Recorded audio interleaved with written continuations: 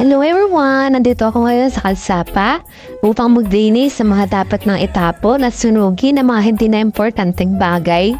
Yan. Kaya naman, samahan niyo muna ako sa aking maglilinis.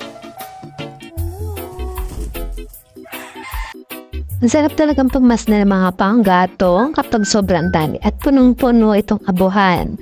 So, nagpakalulad niya ako dyan ng tubig dahil kapag niligo ang mga bata dito sa hulo, kailangan magpapakuluan ng tubig dahil sobrang lamig ng tubig dito, parang yero, lalo na't galing nga sa bukal or sa ilat.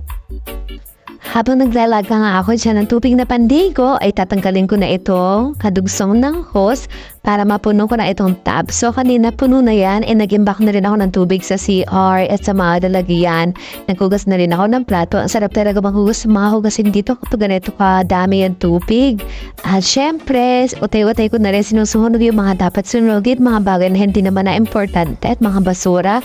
So marami nga rin palumpuno dito, kaya naman hindi mawawala talaga ang mga nagkalat na dahon. Lagi mong wawalisin at ayun niya sa tatay. Pupunta na rin siya dun sa kabila upang hakputin ang mga panggatong nasisibakin. So ito nga yung pinakamalaki na nakuha ni tatay.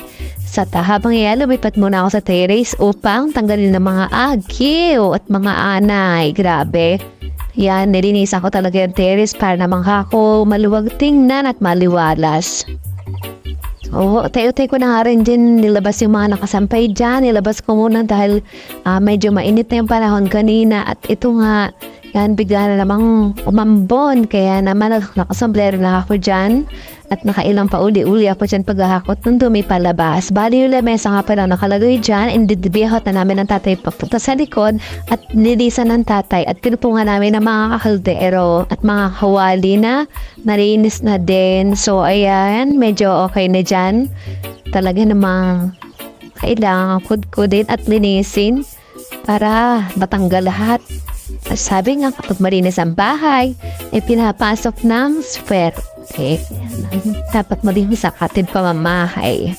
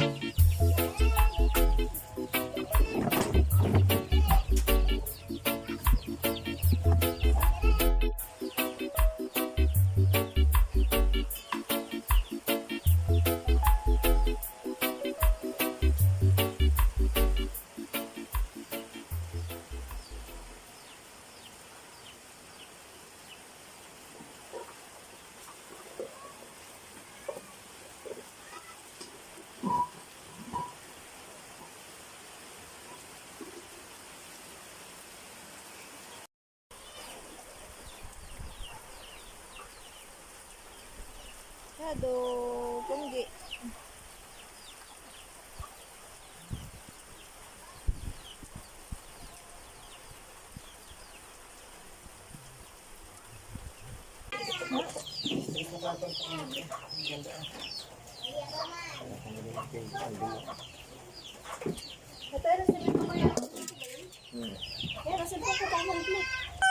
Ayan nga ang tatay, naghihimay na ng malunggay dahil magkagata kami ng tulingang sinain.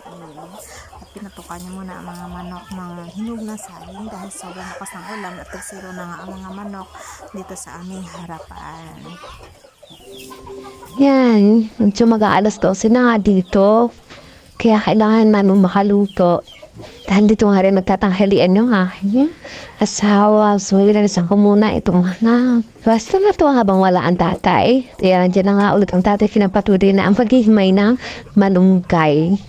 After namin mag-lunch, sinaligo na nga ako. Dito ng bongga. Sobrang labing ng tubig. Hanggang dito na, bye-bye!